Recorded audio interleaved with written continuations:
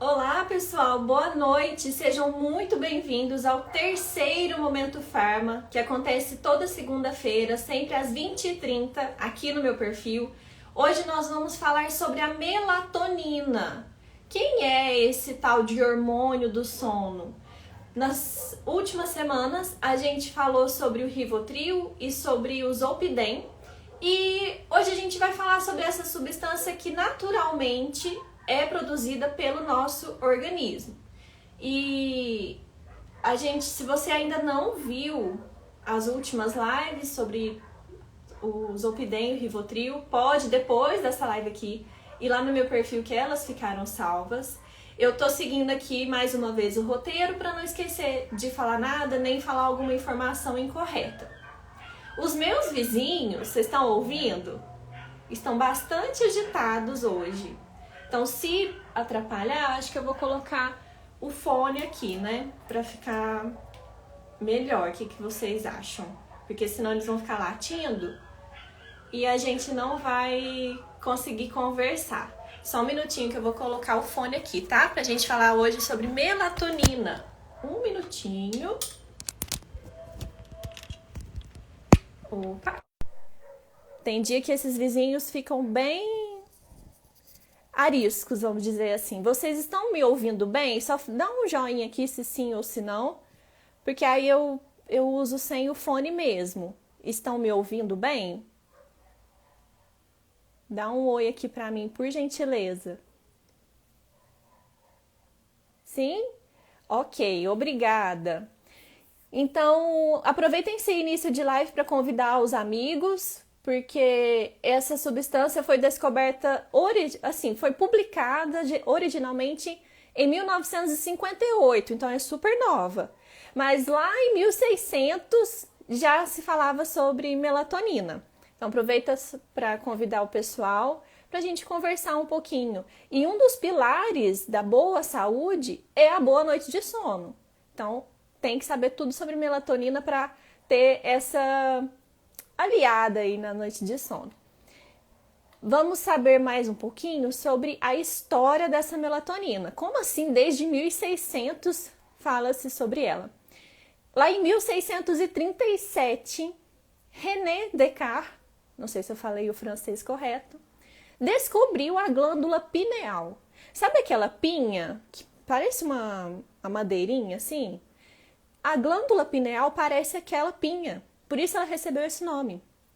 E com o passar do tempo, percebeu-se que essa glândula pineal tinha algumas propriedades relacionadas aos pigmentos dos girinos. Sim, pessoal, a pesquisa vai aonde ela precisa ir. E como que aconteceu? Eles perceberam que alguns girinos que eram tratados com um extrato dessa glândula pineal, pegava essa glândula lá, macerava e oferecia como alimento para o girino, os girinos ficavam mais claros. E aí, desde essa época, desde lá 1600 até 1958, as pesquisas em torno da glândula pineal eram na área da dermatologia, da pigmentação. Até então, nem sabia que tinha melatonina, que estava relacionada com o sono. E hoje já se sabe que realmente a melatonina tem essa capacidade de alterar os pigmentos. Já viram camaleão, alguns peixes que eles conseguem se camuflar dependendo da luz, dependendo do ambiente que eles se encontram? A melatonina tem a ver com isso. Uma das funções dela, ela é como se ela fosse um imã para o pigmento. Então todos os pigmentos se aglutinam ali perto dela e aí o animal fica mais claro, ele consegue mudar de cor. E vejam bem, melanina é diferente de melatonina. A gente está conversando aqui sobre essa segunda. A melanina é uma proteína, é um pigmento, é uma cor. A melatonina é um hormônio que tem diversas funções. E é sobre ela que a gente está falando hoje, tá bom? Para quem está chegando agora, o meu nome é Ramonielle, sou farmacêutica clínica. E hoje a gente está falando sobre a melatonina, que é esse hormônio responsável também pelo sono. Aqui no Brasil, há mais ou menos 5 anos, foi autorizado o uso da melatonina por farmácias de manipulação. Então, elas podiam importar a melatonina e produzir medicamentos com esse princípio ativo. Só que em 2021, ano passado, em outubro, a Anvisa autorizou o uso da melatonina como um suplemento alimentar. Ou seja, hoje você encontra a melatonina na gôndola da farmácia, nas prateleiras. É de venda livre, essa que eu vou comentar aqui com vocês. Na farmácia de manipulação, a gente consegue ter a dose de melatonina que a gente precisar. Posso manipular na dose que eu quiser. Essa dose de suplemento alimentar que foi autorizado pela Anvisa no ano passado é uma dose de 0,21 miligrama. É muito pouco. Muito menor do que a que a gente consegue manipular, que pode ir até 10 miligramas. Então, é bem diferente a dose, mas o princípio ativo é o mesmo. Então, quando eu falar aqui sobre melatonina, não tem diferença se é a dose de 0,21 ou de 10, porque é a mesma coisa, certo? E, então, mais uma diferença aqui para a gente saber. Já vimos a diferença entre melanina e melatonina. E qual a diferença entre esse suplemento alimentar e esse medicamento que é só manipulado aqui no Brasil? É porque o manipulado precisa de receita médica. Esse outro é de venda livre. A não ser que, vou comentar um pouquinho mais pra frente, tem um detalhe aqui, esse de venda livre. Pelo que eu pesquisei, a caixinha com 60 comprimidos desse de venda livre, de 0,21 miligrama, custa em torno de R$20, uma caixa de 60 comprimidos. Eu achei bem barato, porque vai durar para 2 meses, né? E podem ir comentando aqui na live, se me dar qualquer dúvida, eu vou respondendo aos pouquinhos, tudo bem? Pode ir mandando aqui. Agora que a gente já sabe que a história da melatonina veio lá de René Descartes, lá em 1637, e até então achava-se que essa glândula, ele descobriu a glândula pineal e achava que ela só tinha importância na pigmentação, na área da dermatologia. A gente viu que em 1958 que perceberam, não, ela consegue induzir o sono, fizeram um teste com gatos e viu que ela tem potencial para induzir o sono, então foi a primeira publicação. É um produto bem recente, uma descoberta bem recente. E quem de fato é essa melatonina? Eu desenhei aqui, claro que não podia faltar um desenho. Hoje, gente, a minha folha não tá muito bonita, eu tenho até que comprar uma folha reciclada, que eu acho que fica bem mais bonito. Mas o que acontece? Vou sair um pouquinho aqui da câmera, ó. Opa! A luz, quando eu tenho muita luz ou pouca luz, vai influenciar aqui nos nossos olhos, certo? Vai gerar um estímulo, muita luz ou pouca luz. Esse estímulo aqui nos nossos olhos, que lindo esse olho que eu desenhei, vai percorrer um longo caminho aqui no nosso cérebro, lá no núcleo supraquiasmático, medula espinhal e tudo mais, e chegar nessa glândula pineal. Então, é a luz que vai determinar se a glândula pineal vai produzir melatonina ou não. E como que isso acontece? Quando tenho luz, a glândula pineal fala assim, Luz, com você aqui eu não consigo trabalhar. Nossa, você me pressiona, eu não consigo produzir melatonina. Quando a luz sai de cena, a pineal fala assim, ufa, agora eu posso trabalhar, agora eu faço melatonina. Por isso que sair da tela, a higiene do sono é tão importante, porque se eu tenho luz aqui nos meus olhos, vai atrapalhar sim a produção de melatonina e isso vai atrasar a minha hora de dormir. Combinado? Entendido? Por isso a higiene do sono é tão importante. Desligar as telas, desligar a TV, ler um livro, ajuda muito a glândula pineal a relaxar e produzir a melatonina. Tanto que o nosso ciclo circadiano já foi feito conforme a luz do dia. A gente começa a produzir melatonina depois das 6 da tarde. É muito mágico. Então o sol se põe e a gente começa a produzir melatonina. O pico é por volta das 2 da manhã. Então vai aumentando essa produção. De manhãzinho o sol nasceu, nossa pineal não consegue trabalhar com a luz. Então ela vai parar e a gente acorda.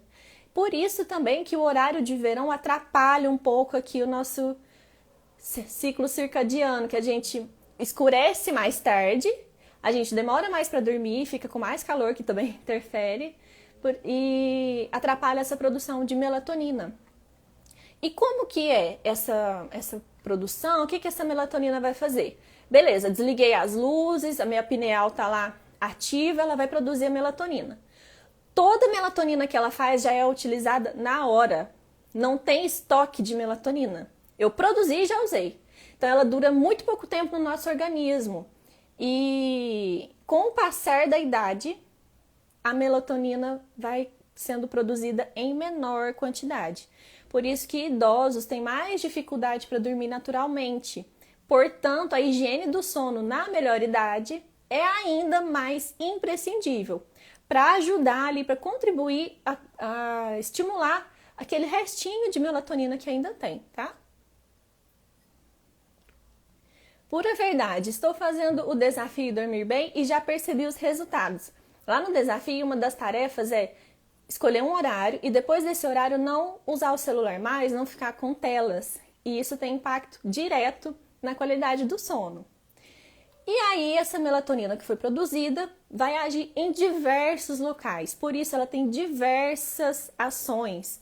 Não só no ciclo sono-vigília, que a gente chama, que é esse ciclo circadiano. Eu tenho um período de sono e um período de vigília, um período que eu estou acordado. Como essa ação dela nesse relógio biológico é diretamente lá nos clock genes, que a gente chama, são os genes do relógio. Ela atua diretamente nesses genes, aumentam sua expressão e numa cadeia de produção de diversas substâncias vai fazendo que a gente durma. As outras funções da melatonina, que são super interessantes, que eu listei aqui para não esquecer. Muita gente fala assim, nossa, tô com um monte de problema que pode ser resolvido pela boa noite de sono e vocês vão ver por quê. Olha só, além do controle do ciclo circadiano, a melatonina tem efeitos regulatórios. Como assim? Ela ajuda a controlar a massa muscular. Então, o pessoal aí que quer malhar, ficar maromba, ajuda nisso. Ajuda no controle da massa óssea. Olha só quão importante é dormir bem para prevenir osteoporose. Porque se eu tenho melatonina em boas quantidades, eu vou ajudar nesse controle da massa óssea. Desenvolvimento da placenta. Atenção, mamães que estão grávidas. Um dos fatores que fala assim, nossa, tô grávida, tenho tanto sono, é também por isso. A melatonina ajuda no desenvolvimento da placenta, que é aquela camada ali que tem o bebê, o cordão umbilical, se liga na placenta, é a placenta que faz as trocas de nutrientes e gasosas com a mamãe. Um outro efeito da melatonina, maturação das gônadas. Que é isso? As glândulas sexuais de crianças e adolescentes têm a sua maturação influenciada pela melatonina. Por isso, atenção, não é interessante dar suplemento de melatonina nessa idade. Tanto que esse uso que a Anvisa aprovou é para pessoas com mais de 19 anos. Porque se eu der uma dose a mais de melatonina, vai comprometer essa maturação das gônadas, interferir em um monte de hormônios e até mesmo no crescimento. Um outro efeito protetor da melatonina. Nossa, vou comprar isso aqui amanhã, não é bem assim, tá?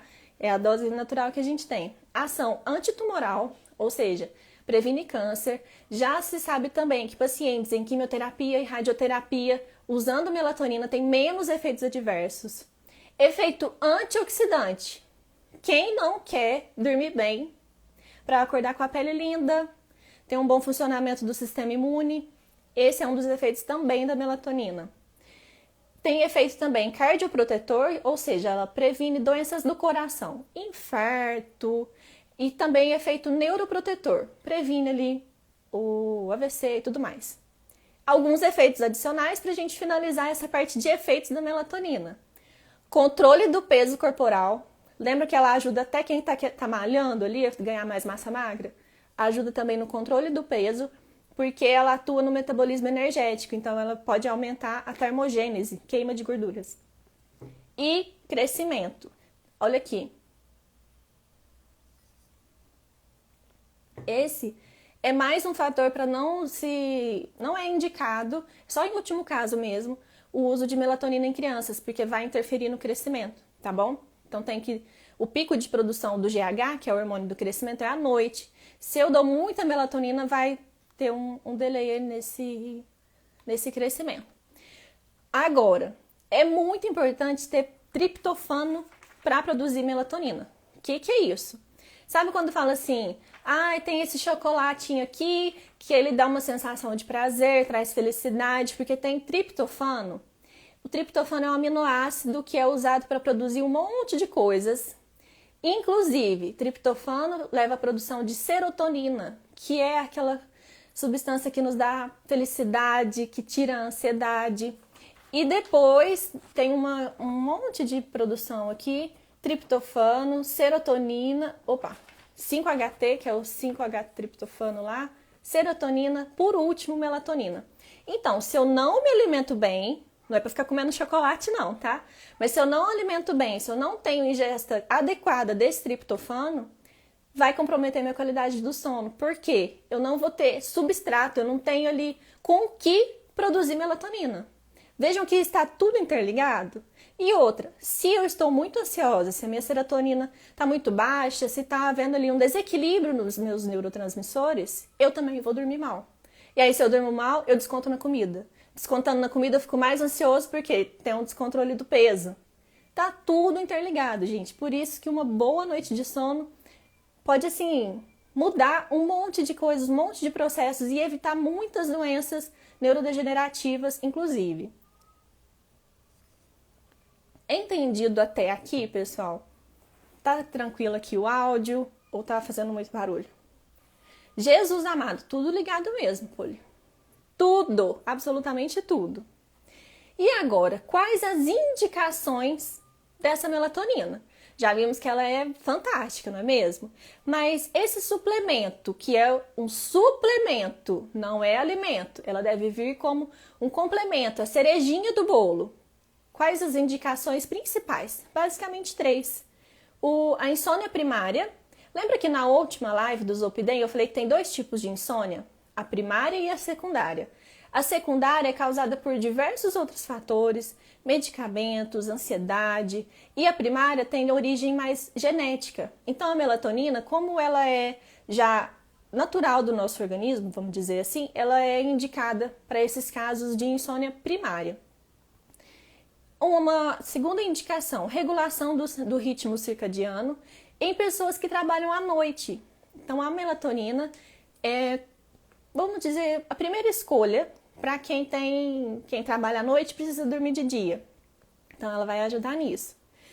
E também pessoas cegas, porque não tem esse estímulo da luz.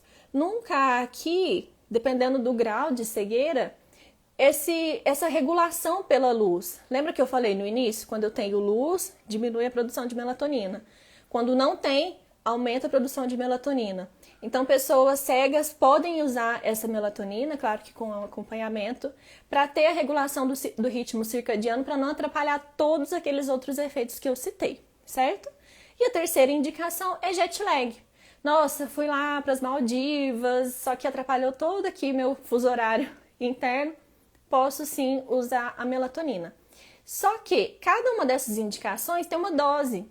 Então eu não posso falar aqui para vocês, quando melatonina é X miligrama. Por quê? Quando é caso de jet lag, pode ser uma dose menor. Quando é caso de cego, pode ser uma dose maior, mas varia ali o tempo. Então, conforme a indicação e conforme o distúrbio, vai ter uma dose. Então, não tem uma dose fixa de melatonina. Mas a dose máxima que falam assim, recomendam não ultrapassar 10 mg por dia, em nenhum dos casos. Tudo bem? Idosos, uma observação, absorvem muito menos melatonina.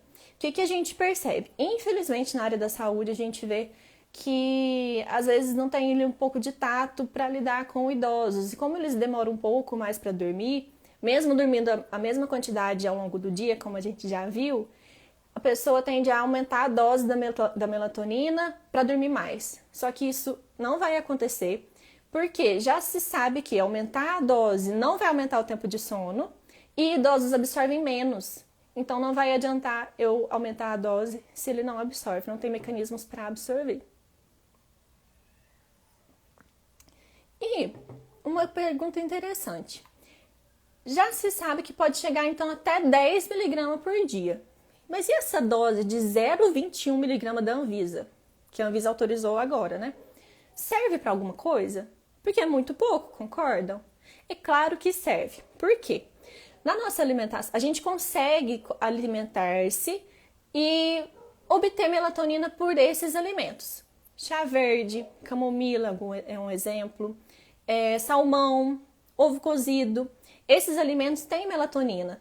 E eu falei aqui, vocês viram, chá verde, camomila, é porque as plantas também têm uma melatonina, a fitomelatonina, mas a molécula é a mesma, certo? Então, mesmo a gente tendo uma dieta balanceada, fazendo a higiene do sono, pode acontecer de, por algum mecanismo, como aquele caso de insônia primária, eu não conseguir dormir bem. E juntando todos esses alimentos, como por exemplo, eu anotei aqui o salmão e ovo cozido. Se eu comer uma super quantidade no meu dia, eu vou ter apenas 0,0025 miligrama de melatonina. E 0,21 é bem maior que 0,025. Então, sim, é interessante essa dose aprovada pela Anvisa. Lembrando que, se for tomar por mais de um mês, por mais de 28 dias, tem que haver consulta com o especialista, certo? Não adianta ficar indo lá na farmácia e comprando para sempre, porque essa exposição prolongada à melatonina também traz efeitos colaterais, uma vez que eu já tenho uma produção basal, eu já tenho essa ingestão pelos alimentos, e aí eu vou colocar o meu organismo a uma superexposição à melatonina, que não é interessante. Algumas perguntas da caixinha que o pessoal mandou. Pode tomar por tempo indeterminado? Ó, linkando a isso que eu acabei de dizer. Não. O máximo são 16 semanas, ou seja, 4 meses de tratamento. Por quê? Gente, não dá pra ficar tomando pro resto da vida. Se fosse assim, a gente nem teria que só suplementar. Lembrando que se for acima de 28 dias, tem que ter receita médica, tem que consultar o especialista. A outra pergunta, se eu aumentar a dose, eu vou dormir mais? Não, já comentei aqui. Eu tenho uma produção basal de melatonina, da mesma forma eu tenho o mecanismo que eu vou usar essa dose ali de melatonina. Se eu aumento a dose, mas não aumento essa jarra aqui, se eu ponho mais suco, mas eu não tenho mais jarra, vai transbordar, ou seja, eu não vou usar, eu não vou dormir mais. E já nesse documento da Anvisa também fala que já tem estudos que aumentaram a dose, aí o que aconteceu? Diminuiu o tempo de latência do sono. O que é isso? O tempo que eu levo para dormir. Quando eu aumentei a dose, eu demorei 7 minutos a menos para dormir. Sim, muito pouco. E aumentei o tempo de sono em 14 minutos. Ou seja, esse aumento de dose não tem significância clínica e por isso também se fala para usar a menor dose possível. Tá joia? E quanto tempo leva para fazer efeito? A melatonina, a molécula dela, ela se difunde por um monte de tecido. Vocês viram o tanto de efeito que ela tem. E tudo que é produzido é imediatamente utilizado. Então, varia muito de pessoa para pessoa. Varia conforme função hepática, como que o fígado dessa pessoa está funcionando. A taxa de gordura corporal, porque como ela se difunde muito, ela adora lipídios, ela pode se difundir e aí não ficar no sangue, não circular e interferir nesse ciclo circadiano. Então, varia muito. Mas, em média, leva de 20 minutos a 2 horas para começar a fazer efeito. E quanto tempo dura o efeito? Foi a terceira pergunta que teve lá na caixinha. Por volta de 5 horas. Então, uma outra vantagem da melatonina é que quando a pessoa toma e ela dorme, quando ela acorda, ela não vai ter aquela ressaca que tem no Rivotril, que tem no Zolpidem, que a gente comentou nos últimos 2 momentos farma. Então, do ponto de vista farmacológico e clínico, a pessoa que toma, ela vai ter menos risco de queda ao acordar e aquela sonolência diurna, certo? Mas isso também varia conforme a dose e a forma farmacêutica. O que é isso? Eu posso ter comprimidos normais, comprimido tradicional, ou eu posso ter alguns comprimidos de liberação prolongada, controlada. Aos pouquinhos ele vai liberando melatonina. Então eu posso ter um comprimido de 10 mg que eu tomo, ele é absorvido de uma vez, ou um comprimido de 10 mg que ele tem camadas e em 1 hora eu absorvi 2 mg, depois ele libera mais um pouquinho. Então varia conforme também essa forma farmacêutica, certo?